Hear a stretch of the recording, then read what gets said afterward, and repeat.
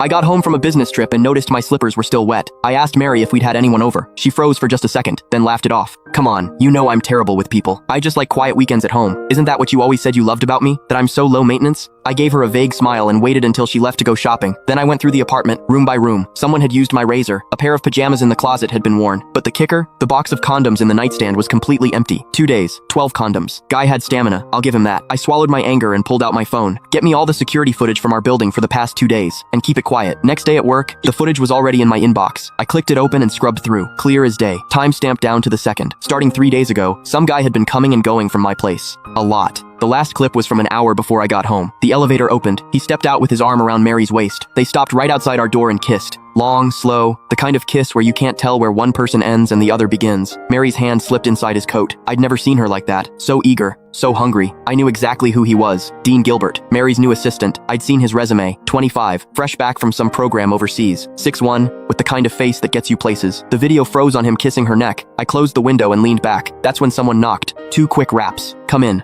The door opened, and there he was, Dean Gilbert, in a fitted light gray suit that showed off his height, every hair in place. His eyes had that cocky confidence you see in young guys mixed with something lazier, almost smug. He was holding a folder. Chairman Dickerson. His voice was all business. President Henson asked me to bring over the year-end bonus list for your signature. He walked to my desk and set the folder down. No small talk. Didn't leave. Just stood there, waiting. Perfect posture. But his eyes drifted past me to the bookshelf like this was just some boring errand. I looked up at him. He didn't flinch. He even smiled, a smile that was hard to read. Normally, when Mary sent stuff like this or had her secretary bring it, I'd glance at the total and sign. She handled HR and finance. I'd always given her free rein. But today, I picked up the folder, opened it. I went through page by page. Bonuses ranged from tens of thousands to a few 100,000, nothing unusual for this year. Then I hit the last page. My hand stopped. Next to Dean Gilbert's name was a long string of numbers. Year end. Bonus. $1 million.